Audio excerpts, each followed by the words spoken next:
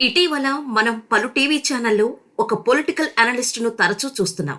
తరచుగా పవన్ కళ్యాణ్ మీద ఆయన విరుచుకు పడిపోతున్నప్పటికీ జన సైనికులు సైతం ఆయన వీడియోలు చూసేందుకు ఆసక్తి చూపుతారు.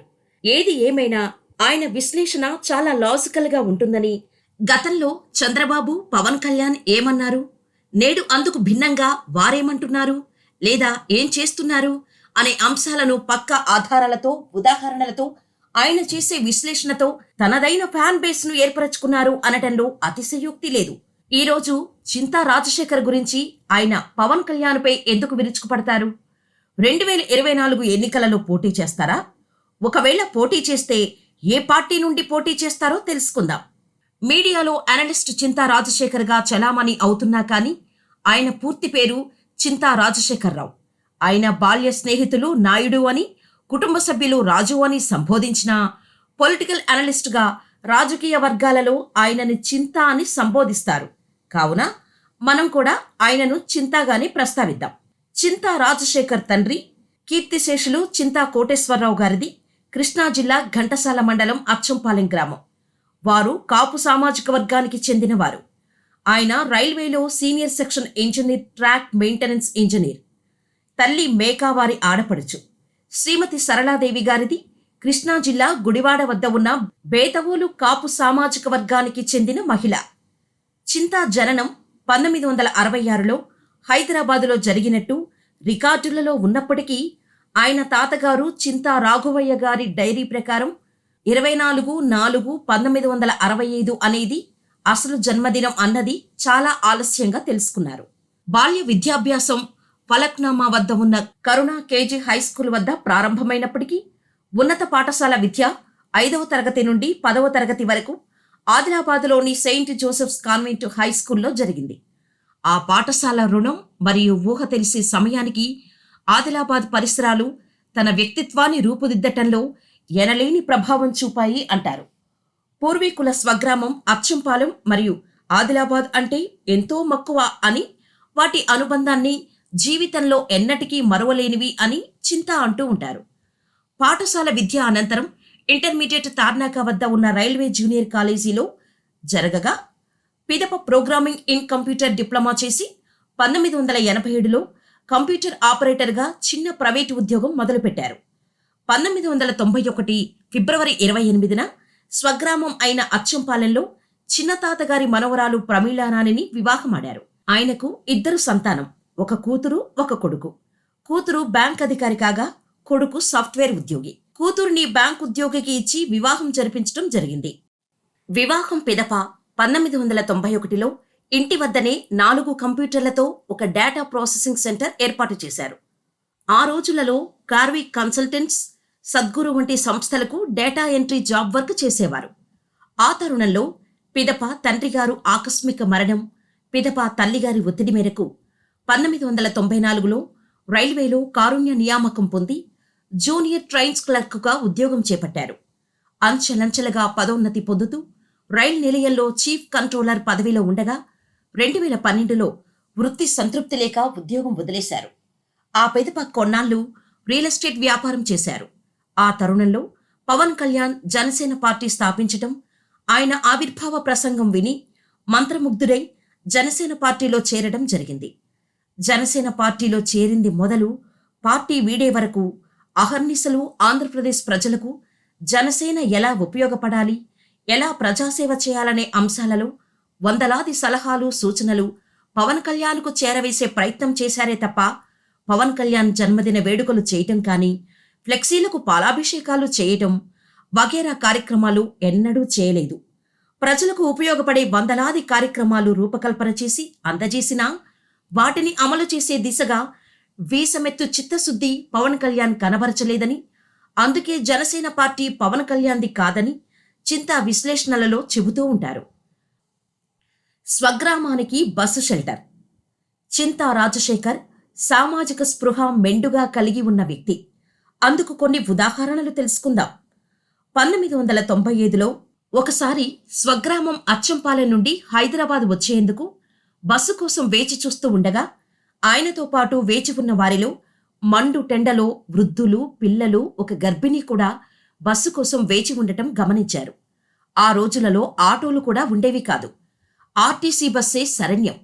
అన్ని గ్రామాలకు బస్సు షెల్టర్లు ఉండగా మన ఊరికి ఎందుకు లేవు అని స్వగ్రామానికి చెందిన మహిళలు, వృద్ధులు, గర్భిణీలు అవస్థలు పడటం చాలా బాధ కలిగించింది.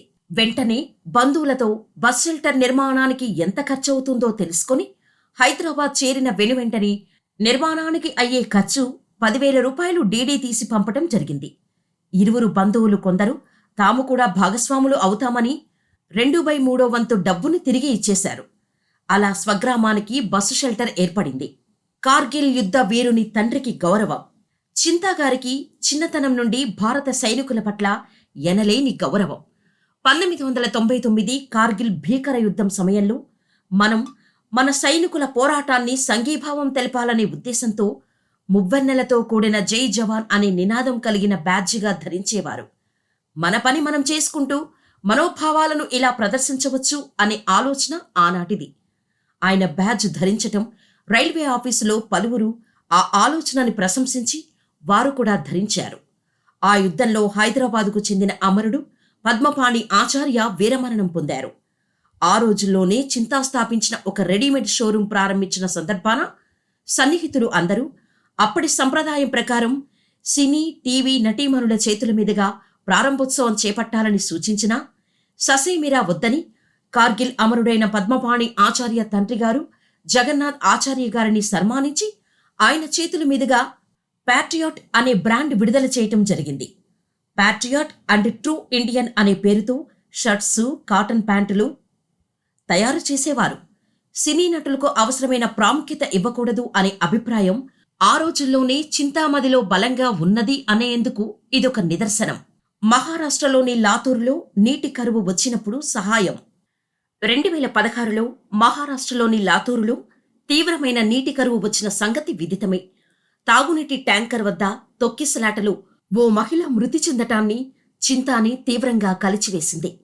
ఆ రోజులలో విజయవాడలో ఉంటున్న చింత ఈ క్లిష్ట సమయాన తాను ఏమైనా ఉపయోగపడాలనేమోనని ఆలోచించి పూర్వం రైల్వేలో చీఫ్ కంట్రోలర్గా చేసిన అనుభవంతో కాకినాడ నుండి షిరిడీ వెళ్లే రైలు టైం టేబుల్ ప్రకారం లాతూరు స్టేషన్లో 2 నిమిషాలు ఆగుతుంది అనే విషయం జ్ఞాపకం వచ్చింది.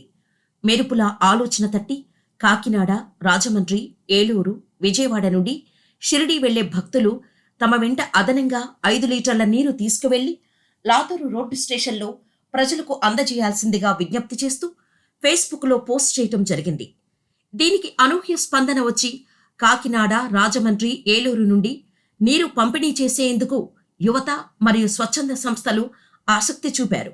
ఈ అంశమే లాతూరు అప్పటి ఎంపీ సునీల్ గాయక్వాడ్కి తెలపగా ఎంత దూరం నుండి నీరు పంపుతున్నారు అని అడిగి 840 కిలోమీటర్లు అని చెప్పగా అవాక్కయ్యారు. ఆయన లాతూరు జిల్లా ఉద్గిర్లో నీటిని అందజేయాలని, అక్కడ మారఠ్వాడా జనతా వికాస్ పరిషత్ అనే స్వచ్ఛంద సంస్థ వారు నీటిని సేకరించి పేదల కాలనీలలో పంపిణీ చేస్తారని తెలిపారు. కాకినాడ, రాజమండ్రి, ఏలూరు రైల్వే స్టేషన్లలో షిరిడీ రైలు కంపార్ట్మెంట్లలో వాటర్ ప్యాకెట్ల సంచులు లోడ్ చేసి ఏ బోగీలలో లోడ్ చేశారో తెలియచేసేవారు. ఆ సమాచారాన్ని క్రోడీకరించి మరాఠ్వాడా జనతా వికాస్ పరిషత్ వారికి తెలియచేస్తే ఆయా బోగీల వద్ద యువతను ఏర్పాటు చేసి పేదల కాలనీలలో పంపిణీ చేసేవారు. ఆ విధంగా ఒక చిన్న ఆలోచన కరువు ప్రాంతానికి 3 నెలల పాటు నీటి పంపిణీ చేసేందుకు దోహదపడింది. గొర్రెల కాపరులకి రేడియం పరికరాలు.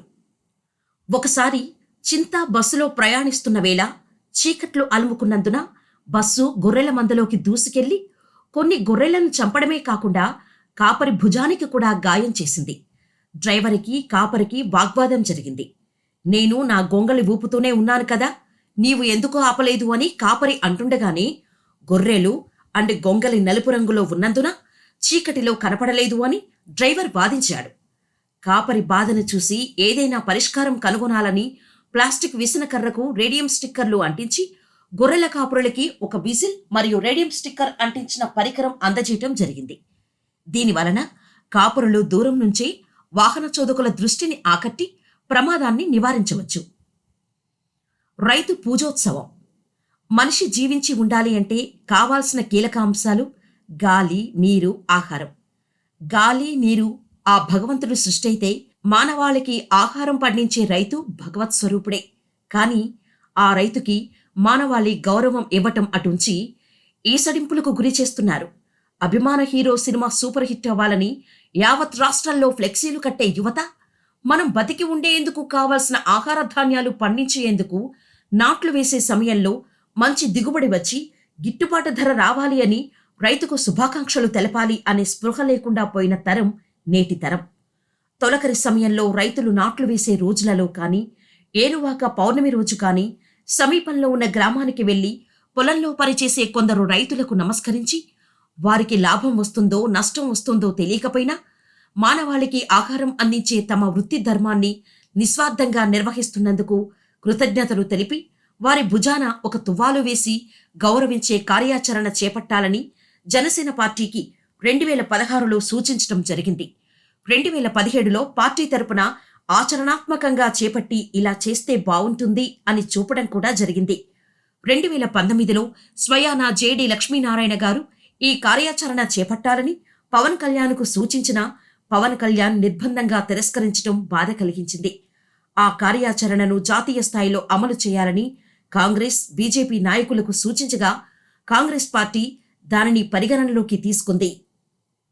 ఇస్రో పిఎస్ఎల్వి C-37 ప్రయోగం సమయంలో యువతను చైతన్యవంతులను చేయటం.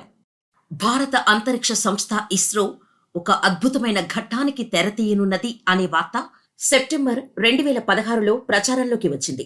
అది ఏంటి అంటే ఒకే రాకెట్ ద్వారా 80 శాటిలైట్లు అంతరిక్షంలోకి పంపటం. ఆ పిదప ఇస్రో పంపనున్న ఉపగ్రహాల సంఖ్య క్రమేపీ 104కి చేరుకుంది. అందులో ఎక్కువగా విదేశాలకు చెందిన శాటిలైట్లు.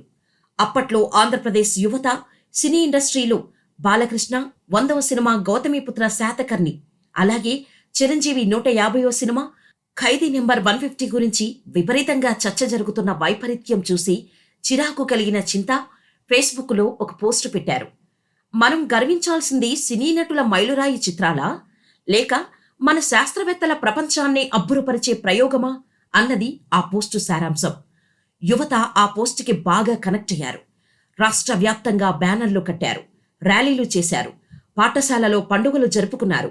మరలా చంద్రయాన్ 3 ప్రయోగం సమయంలో కూడా యువతలో శాస్త్ర సాంకేతిక ఆవిష్కారాల పట్ల ఆసక్తి పెరగాలని, పాఠశాల అండ్ కళాశాల విద్యార్థులు ఈ ఘట్టాన్ని సినిమా ప్రముఖుల జన్మదినం కంటే ఎక్కువగా ఆస్వాదించాలని పలు ఇంటర్వ్యూస్లలో, సోషల్ మీడియాలలో విజ్ఞప్తి చేశారు.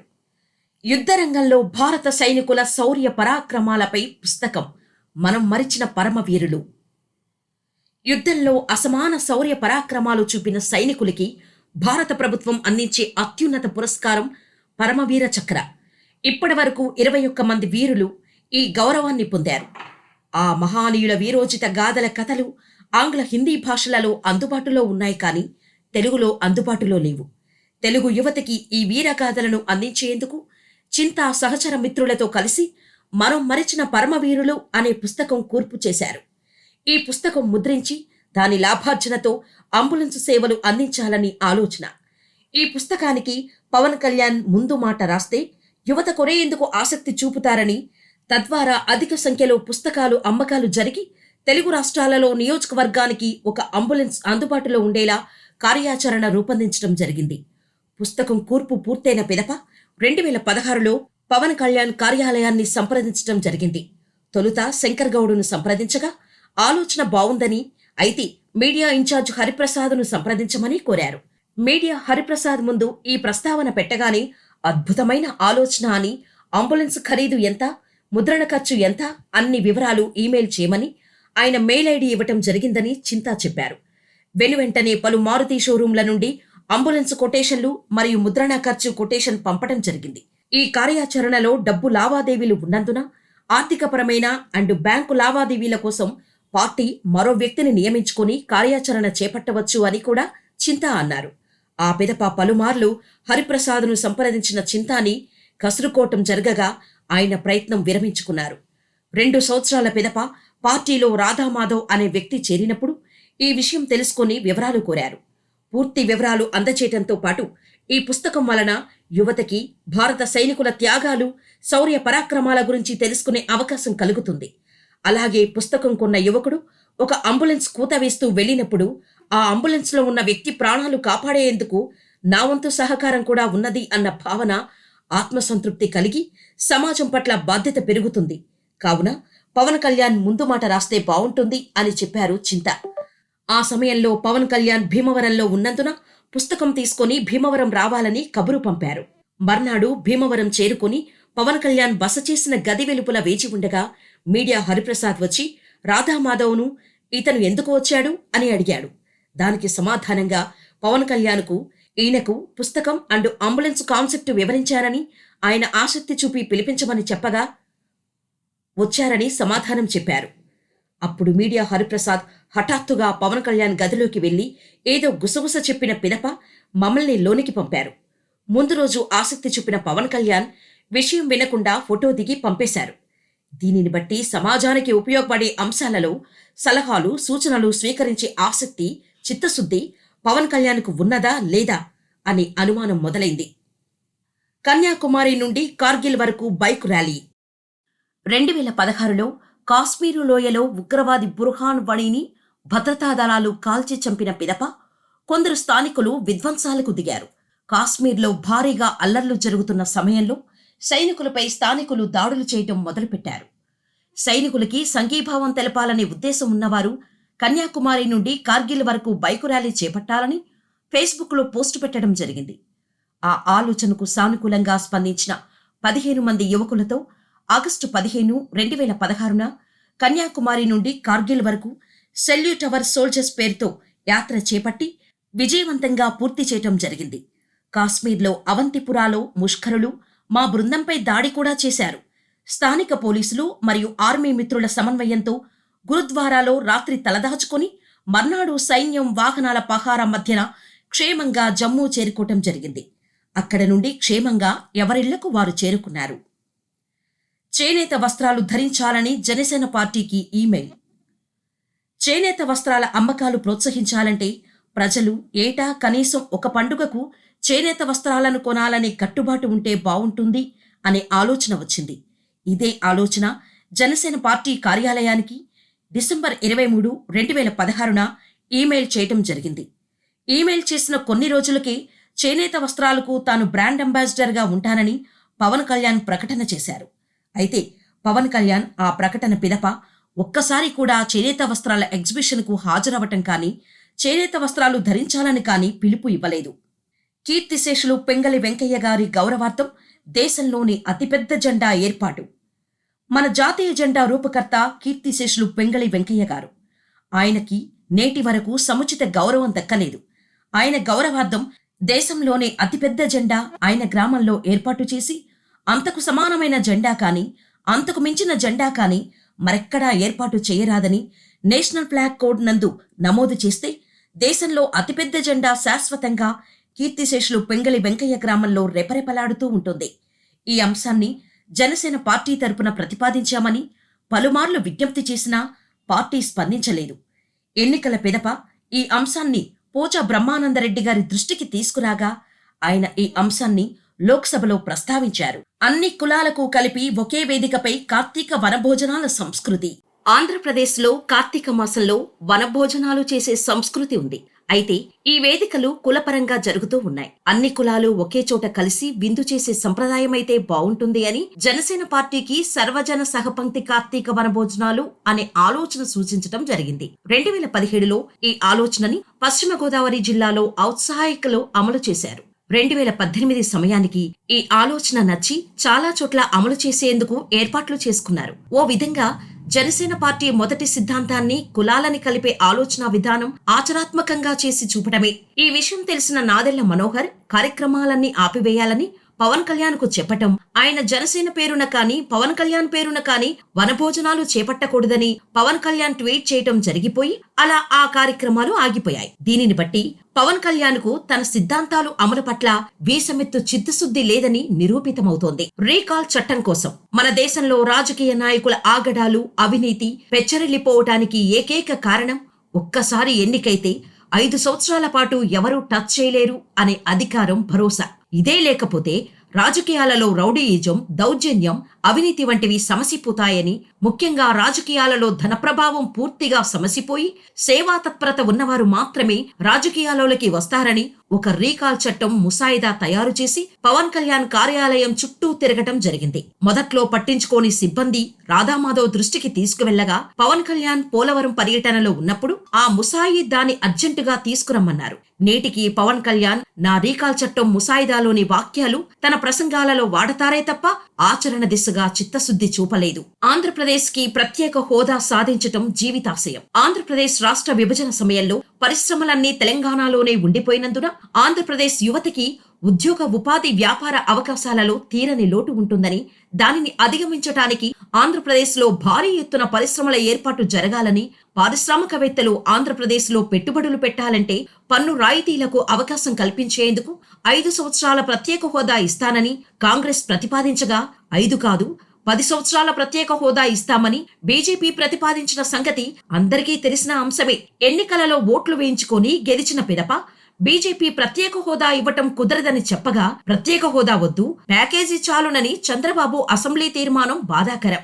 ఇక పవన్ కళ్యాణ్ ప్రత్యేక హోదా కోసం 3 అంచెల పోరాటం చేస్తానని, మొదటి దశలో 13 జిల్లాలలో 13 మీటింగులు పెడతానని, రెండవ దశలో హోదా ఇవ్వకపోవటం వలన రాష్ట్రానికి జరిగిన నష్టం ప్రజలకు వివరిస్తానని, మూడో దశలో 3 అంచెల పోరాటం చేస్తానని చెప్పి 13కి గాను కేవలం 2 మీటింగులు పెట్టి మొదటి దశలో 11 మీటింగులు, రెండో దశ మూడో దశ మొత్తం ఎగ్గొట్టేశాడు. ఆ తర్వాత ఆమరణ నిరాహార దీక్ష అన్నాడు, అది చేపట్టలేదు. పవన్ కళ్యాణ్ ఎటువంటి పోరాటాలు చేయనందున స్వయంగా చింత జనసేన పార్టీ తరపున పోరాటాన్ని భుజాలకు ఎత్తుకున్నారు. ప్రత్యేక హోదా వ్యతిరేకులకు మా మనసులో చోటు లేదు, మా ఇంట్లో ఓటు లేదు అనే నినాదంతో పవన్ కళ్యాణ్ అండ్ జనసేన పార్టీ లోగోతో ఒక పోస్టర్ రూపొందించి రాష్ట్ర వ్యాప్తంగా గడప గడపకి అంటించే కార్యాచరణ చేపట్టారు. దానికి ప్రజల నుండి అనూహ్య స్పందన వచ్చింది. ఈ విషయం తెలుసుకున్న పవన్ కళ్యాణ్ ఈ ఉద్యమ కార్యాచరణని అధికారికంగా చేపట్టాల్సింది పోయి దానిని తక్షణమే నిలిపివేయమని అర్హాం యూసుఫ్ చేత చెప్పించారు. అప్పుడే పవన్ కళ్యాణ్ నిజాయితీపై అనుమాన బీజాలు ఏర్పడ్డాయని, ఎన్నికల తర్వాత పార్టీ బలోపేతమయ్యే సలహాలు సూచనలు ఎందుకు తిరస్కరించారు అని ఒక్కొక్కటి నెమరవేసుకుంటుంటే అసలు జనసేన పార్టీ పవన్ కళ్యాణ్ది కాదని నిర్ధారణకు వచ్చానని చింతా రాజశేఖర్ అంటున్నారు. ఇక ఎన్నికలలో రాష్ట్రం పరిశ్రమల ఏర్పాటుకు అత్యంత కీలకమైన ప్రత్యేక హోదా ఎగ్గొట్టిన భారతీయ జనతా పార్టీ దేశంలో 303 లోక్సభ స్థానాలు గెలుచుకుంటే ఏపీలో మాత్రం 0.83% మాత్రమే ఓట్లు ఇచ్చారు ఏపీ ప్రజలు. ఇది ఏపీ ప్రజల మనోభావాలు. ఇందులో ప్రజల ఆగ్రహం ఉంది, ఆవేదన ఉంది, ఆక్రోశం ఉంది.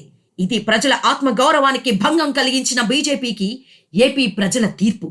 అయితే పవన్ కళ్యాణ్ ఇవేవీ పట్టించుకోలేదు. ప్రజల మనోభావాలని, ప్రజల ఆగ్రహాన్ని, ప్రజల ఆవేదనను బేఖాతరు చేస్తూ రాష్ట్రంలో పరిశ్రమల ఏర్పాటుకి ఆటంకం కలిగించి యువత ఉద్యోగం, ఉపాధి, వ్యాపార అవకాశాలని కాలరాసిన బీజేపీతో పొత్తు పెట్టుకుని ఏపీలో యువతకి ఉపాధి లేదు అని నంగనాచి కబుర్లు చెప్పటం దొంగ నాటకం అని చింత అంటుంటారు. ప్రత్యేక హోదా సాధన కోసం ఆంధ్రప్రదేశ్ రాష్ట్రానికి ప్రత్యేక హోదా సాధన కోసం ఒక కార్యాచరణ రూపొందించారు చింత. ఆ కార్యాచరణ ప్రకారం ప్రతి పౌరుడు ప్రత్యేక హోదా పట్ల తన ఆకాంక్షను తెలియచేయాలి. దానికోసం పనులు మానుకొని రోడ్లెక్కి రైల్ రోకోలు, రాస్తా రోకోలు, ధర్నాలు, విధ్వంసాలు చేయనవసరం లేదని పూర్తి శాంతియుతంగా ప్రత్యేక హోదా ఆంధ్రప్రదేశ్ హక్కు అనే నినాదం గల బ్యాడ్జీలను అనునిత్యం అనుక్షణం ధరించాలి. ప్రజలందరూ పార్టీలకు అతీతంగా ఇలా చేసినప్పుడు ప్రత్యేక హోదా అంశంలో ప్రజలందరూ పార్టీలకు అతీతంగా ఐకమత్యంతో ఉన్నారనే సంకేతం వెళుతుంది. ఇందులోనే ప్రత్యేక హోదా కోసం పోరాడని పార్టీలకు ఓటు వేయబోము అనే హెచ్చరిక కూడా ఉన్నందున రాజకీయ పార్టీలు హోదా పోరాటం ఉధృతం చేస్తాయి. సామాన్యంగా పోరాటాలు రాష్ట్ర రాజధానిలో లేదా జిల్లా కేంద్రాలలో కొన్ని వందల మందితో మాత్రమే చేపట్టడం సాధ్యం. కానీ ఈ తరహా ఉద్యమం జిల్లాలు దాటి, మండలాలు దాటి, గ్రామాలు దాటి, గడపలు దాటి గుండె గుండెకు చేరుతోంది. ఈ తరహా ఉద్యమంలో ప్రతి పౌరుడు భాగస్వామి అయితే రాజకీయ నాయకులకు చెమటలు పడతాయి. వారు పోరాటంలోకి దిగుతారు. అప్పుడు ప్రత్యేక హోదా సాధించటం సులువవుతుంది అన్నది ఆయన భావన. ఈ కార్యాచరణకు రాష్ట్రంలో బాధ్యత ఉన్న రాజకీయ నాయకులు, సినీ క్రీడారంగ సెలబ్రిటీలు, రిటైర్డ్ ఐఏఎస్, ఐపీఎస్ మరియు కేంద్ర ప్రభుత్వ ఉన్నతాధికారులు, పారిశ్రామికవేత్తలు పిలుపు ఇవ్వాలని ఆయన విజ్ఞప్తి చేస్తూ ఉంటారు. 2024 ఎన్నికలలో పోటీ చేసే యోచన.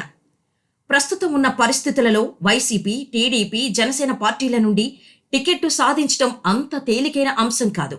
కోట్లల్లో ఖర్చు ఉంటుంది. తాను లక్షలలో కూడా ఖర్చు చేసే పరిస్థితులు లేవు కావున ఆ పార్టీల నుండి పోటీ చేసే అవకాశం లేదని అన్నారు చింతా. మిగిలిన పార్టీలు కాంగ్రెస్ మరియు ఆమ్ ఆద్మీ పార్టీలతో పాటు మరిన్ని రిజిస్టర్ అయిన పార్టీలలో ఎవరైనా టికెట్ ఇస్తే పోటీ చేస్తానని, ఎవరూ ఇవ్వని పక్షంలో 2024 ఎన్నికలలో మచిలీపట్నం లోక్సభ స్థానానికి మరియు అవనిగడ్డ అసెంబ్లీ నియోజకవర్గానికి ఇండిపెండెంట్గా పోటీ చేయాలనే యోచనలో ఉన్నట్టు చింతా పేర్కొన్నారు. తన స్వగ్రామం ఈ నియోజకవర్గాలలో ఉన్నందుకే వీటిని ఎంచుకున్నట్టు తెలిపారు. ఈ రాజకీయ అవగాహన ప్రతిభ, ఇన్ని అద్భుతమైన ఆలోచనలు ఎలా వచ్చాయి? మా తాతగారు అచ్చంపాలెం వాస్తవ్యులు. కీర్తిశేషులు చింతా రాఘవయ్య గారు పొరుగున ఉన్న చోరగుడి గ్రామానికి మునసబుగా చేశారు. ఆ రోజులలో చుట్టుపక్కల గ్రామాలలో ఆయన ఒక్కరే చదువుకున్న వ్యక్తి. ఇక మా తండ్రి గారు కీర్తిశేషులు చింతా కోటేశ్వరరావు గారు తాడంకి హైస్కూల్లో చదివారు. మచిలీపట్నం హిందూ కాలేజీలో పీయూసీ చదివి ఆ పిదప రైల్వేలో చేరారు. తండ్రి గారికి అనునిత్యం న్యూస్ పేపర్ చదవటం అలవాటు. టీవీ వచ్చాక దూరదర్శన్ చూడటం అలవాటు. నెమ్మదిగా ఇరువురం అంశాలు చర్చించుకోవటం కంటే డిబేట్ చేసుకునేవాళ్ళం. ఆయన కాంగ్రెస్ తరపున, నేను టీడీపీ తరపున వాదించుకునేవాళ్ళం. కాంగ్రెస్ విలువ మీకేం తెలుసు అనేవారు. ఆయన జీవించి ఉండగా ఆ మాటలకు అర్థం తెలిసి రాలేదు. నేడు దేశ పరిస్థితులు చూస్తుంటే ఆయన మాటల అర్థం తెలుస్తోంది. 1982లో ఆదిలాబాద్ నుండి హైదరాబాద్ వచ్చాక టీవీ వచ్చింది. ప్రణయ్ రాయ్ అండ్ వినోద్ దువా కాలం నుండి తప్పనిసరిగా జాతీయ స్థాయి ఎన్నికల ఫలితాల విశ్లేషణ చూడటం అలవాటైంది.